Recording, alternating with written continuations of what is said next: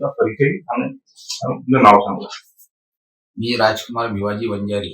Sir कोणत्या प्रभागातून तुम्ही लढा देत आहे? मी प्रभाग क्रमांक 1 मधून अपक्ष उमेदवार म्हणून लढत आहोत. आणि तुमचं चिन्ह काय आहे? माझे चिन्ह कपाट चुना चिन्ह आहे. तर आपण कोणत्या मुद्द्यावर लढा देणार? स्वच्छता, पाणी, गटर लाईन, साफसफाई, गार्डन, मंदिरची परिसर, जिम आणि विकास कामाच्या याच्यावर मी लढा देणार आहोत. तर तुमच्या प्रभागात तुम्ही विजयी झाले, युवा वर्ग आणि महिलांसाठी कोणत्या योजना आणणार? युवासाठी सर आणि चांगले एक वाचनालय, प्रशिक्षण केंद्र, कौशल्य स्किल डेव्हलपमेंटसाठी आपण युवा मुलांना एक चांगलं संस्कृत म्हणून एक वाचनालय आपण आपल्या याच्यामध्ये आणू. सर याच्या अगोदर तुम्ही भारतीय जनता पार्टीच्या पक्षात होते, तर पक्षानं यावेळेस तुम्हाला तिकीट नाही दिली, याच्यामध्ये कारण काय सांगू शकता? भारतीय जनता पार्टीच्या मी बहादुरा नगर पंचायत मध्ये मला मान्यता असं वाटते की मी सगळ्यात पहिला मी कार्यकर्ता आहोत. पण आज 1997 मध्ये ज्यावेळेस कामठी विधानसभा क्षेत्र भारतीय जनता पार्टीला तिकीट दिली, त्यावेळेस पासून मी मनोहररावजी आखरे पहिल्यांदा इथं भारतीय जनता पार्टीचे आमदार म्हणून उभे होते. त्यावेळेस पासून मी इथं भारतीय जनता पार्टीपासून काम करत आहोत. त्याच्यानंतर बावनकुळे साहेबांना तिकीट भेटली, त्यांच्यासोबत मी वारंवार आतोरी 25 वर्ष त्यांच्यासोबत काम केले. पण आज नगरपंचायत झाली, याच्यामध्ये माझ्यासोबत बहुत मोठा विश्वासघात केला. पार्टीनं मला विश्वासात न घेता, कार्यकर्त्यांनी विश्वासात न घेता मला वेळेवर फॉर्म भरायच्या दिवसपर्यंत 11 वाजेपर्यंत मला आश्वासन देऊन अस्वस्थ ठेवलं आणि माझी बद्दल तिकीट काटली हे मला माहित नाही. पण लोक असे बोलतात का तुझी तिकीट काटली नाही, काटण्यात जाणून बुजून आली आहे, काही स्थानिक कार्यकर्त्यांच्या हात आहे. साहेबांना काय सांगितलं त्यांना मला माहित नाही, पण वेळेवर माझी तिकीट काटण्यात आज भारतीय जनता पार्टीला एवढा संघर्ष करणं पडत आहे. तसं बहादुरा नगरपंचायत मध्ये एक मतासाठी वारंवार त्यांचे कार्यकर्ते बाहेरून येत आहे, नाही तर कार्यकर्त्याला माझ्या प्रभागामध्ये अस्वस्थ करत आहे. माझ्या प्रभागात तर नाही, पण आजूबाजूच्या प्रभागात इकडे त्यांना आज त्यांच्या अध्यक्ष सीटसाठी मी त्यांना बहुत मोठा धोका लागला आहे. आज मी आपल्या प्रभागातून जास्तीत जास्त मतं घेऊन विजयी होणारच आहोत. पण आज त्यांना पण कळलं पाहिजे का माझ्यापासून आज यांना किती तकलीफ होत आहे. सर प्रभाग क्रमांक 2 मध्ये तुमच्या विरुद्ध भाजपचे उमेदवार आहेत, त्या एक मध्ये उमेदवार आहेत, तर तुम्हाला त्यांचा फरक पडू शकते का मतामध्ये? प्रभाग 1 मध्ये जो भाजपचा उमेदवार आहे तो याच्या आधी 5 वर्ष मीनच त्याला निवडून आणला आहे. माझाच कार्यकर्ता होता. आज तो मला त्यांना पण विश्वासात न घेऊन त्यांनी माझ्यासोबत मोठमोठा विश्वासघात सगळा केला आहे. आज मला त्याच्याशी तेवढा प्रभाव नाही पडून आला. माझ्यासोबत माझी जनता आहे, पहिले बी होती, आज बी आहे. 25 वर्षाच्या माझ्या कामाच्या आणि माझ्या संबंध जनतेसोबत जो आहे त्या कामाच्या संबंधामुळे आणि जनतेच्या विश्वास माझ्या सोबत आहे, जनतेच्या मनात मी आहो. आज जनता माझ्या पाठीशी आहे. जनतेला माहित आहे, भाऊला कधी बी आवाज दिला तर अर्ध्या रात्री येऊन उभा राहते.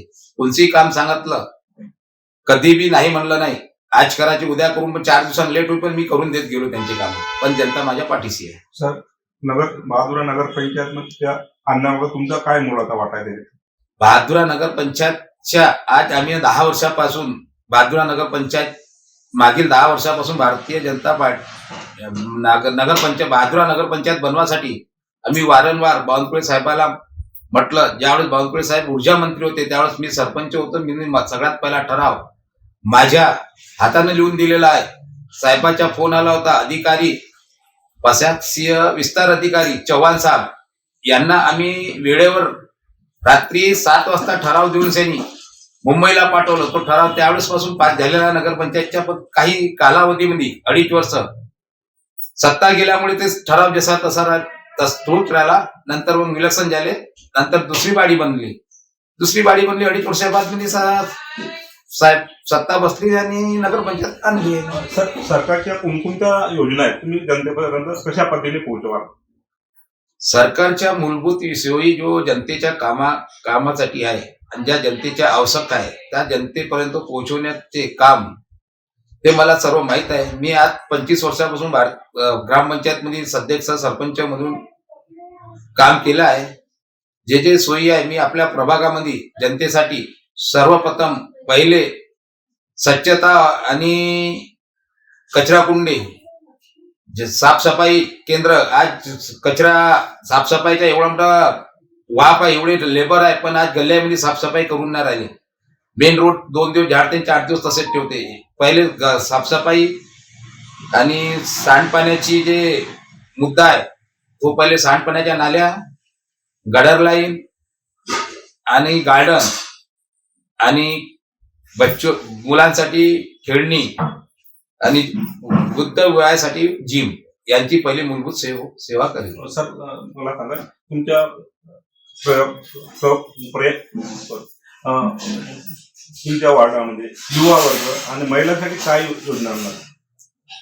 महिलांसाठी रोजगार हमी योजना, बचत गट आणि ज्या महिलांना डिग्री आहे त्यांना सिलाई मशीन यांच्या थ्रू महिलांना जे काम आवश्यकता आहे ते मी महिलांसाठी पूर्ण आणण्याची कोशिश करेन. सरकारच्या कोणकोणत्या योजना त्या जनतेपर्यंत कशा पोहोचवाल? सरकारच्या जितक्या 108 योजना आहेत त्या 108 योजनामुळे आम्ही जनतेपर्यंत पोहोचवायची कोशिश करू आणि मागील 25 वर्षापासून ते काम आम्ही करत आहोत आणि केलं आहे. सर आरोग्य, शिक्षण आणि पर्यावरण याबद्दल तुमचं मत काय आहे? आरोग्य, शिक्षण व पर्यावरणावर सगळ्यात जास्त लक्ष दिल्या पाहिजे. सरकारने बी दिल्या पाहिजे, पण त्यांचे सरकारचे जे निधी आहे आणि सरकारच्या निधीचा उपयोग चांगला एक नगरसेवक म्हणून जनतेपर्यंत कसे पोहोचवायचे हे याच्यावर मी जास्तीत जास्त लक्ष दिवसांनी जनतेला त्यांचा लाभ देण्याचे काम करेन. सर मला एक सांगा, भारतीय जनता पार्टी इतर पक्ष आहे, अगर तुम्ही विजयी झाले, अगर त्यांनी प्रबोधन दाखवलं आमच्या पक्षाच्या, तुम्ही सामील व्हाल का? त्याच्याबद्दल नंतर विचार करू काहीतरी. ठीक आहे सर, थँक्यू. पुन्हा काही सांगायचं पक्षाबद्दल, तुमच्या भारतीय जनता पक्षाबद्दल? पक्षानं माझ्यासोबत बहुत मोठा विश्वासघात केला आहे. आज विश्वासघात माझ्या सोबत केला. मी 25-30 वर्षापासून या पक्षात काम करत आहोत. एकमेव पहिला कार्यकर्ता होतो. आज जनतेला सगळ्या विचार येऊ पडला का राजकुमार भाऊ बंजारीची तिकीट जर कटली तर आज पक्षामध्ये आमचं का होईल, ह्या बाकी कार्यकर्त्यावर आज तो विचार येऊ पडलाय का सामोरच्या आमचं का होईल. आज भाऊनं जो पक्ष उभा केला येतं त्यांच्यासोबत एवढा मोठा विश्वासघात केला. आज जनतेमध्ये भ्रम आहे. जनता आज विचार करून आली का कुणाला मत करावं कुणाला नाही. सर मला ऐकायला भेटलं तुमच्या प्रभागामध्ये तुम्ही बावनकुळे साहेबांचे जवळचे कार्यकर्ता होते बीजेपीमध्ये, तर बावनकुळे साहेबाबद्दल काही मत आहे तुमचे? बावनकुळे साहेबांनी विचार करायला पाहिजे का राजकुमार बंजारीची तिकीट कशी कापावा. यांना पहिल्यांदा पक्षाचे चुनाव चिन्ह आणि पक्षाच्या बीफार्म दिल्या पाहिजे. पण बावनकुळे साहेबाला काही लोकांनी काय माहिती दिली, म्हणजे जे बीटातले कार्यकर्ते आहे काही ज्यांना पदावर बसवले आहे त्या कार्यकर्त्यांनी माझ्याबद्दल साहेबाला काय सांगितलं आणि काय नाही मला हे माहित नाही, पण साहेबांनी जे तिकीट काढली हे माझ्यावर बहुत मोठा अन्याय केला. पक्षाने तुमचा विश्वासघात केला असं तुमचं मत आहे? हा, पक्षाने माझ्या विश्वासघात केला. अगर समजा याच्या व्यतिरिक्त काँग्रेस पक्षाने प्रबोधन दिलं असतं, तुम्ही काँग्रेस पक्षात प्रवेश केला असता सर? नाही, सध्या कोणा पक्षाच्या प्रवेश करायची काही इच्छा नव्हती. मला काँग्रेस पक्षानं 4 महिन्यापासूनच आश्वासन दिलं होतं अगर अध्यक्षाचे तिकीट आम्ही तुम्हाला देतो म्हणून. अध्यक्ष सीट अगर निघली असती तर, पण मी ते नाकारली होती. अध्यक्ष मला भारतीय जनता पार्टी नाही देईल तर मी नगरसेवक लोणीसाठी एक कार्यकर्ता म्हणून त्यांचं काम केलं असतं. पण आता पण माझ्यासाठी लोकांनी एवढा मोठा षड्यंत्र रचलं, पण मी पुण्या पक्षात जाईन याच्या काही मी सांगू शकत नाही. पण मी आता आपल्या स्थानिक और अपक्ष म्हणून तटस्थ राहील. सर विजय म्हणून झाले तुमच्या प्रभागामध्ये, तर भारतीय जनता पक्षाने पुन्हा वरिष्ठ तुम्ही कार्यकर्ता म्हणून या म्हटलं, तुम्ही जाल का? त्याचा विचार करून आता नंतर आम्ही त्याच्यासाठी विचार करणं. पण ज्यावेळेस आता एवढा मोठा विश्वासघात केला, अजून समोर काय होते काय नाही ते मग नंतर आम्ही बघू निवडून आल्यावर.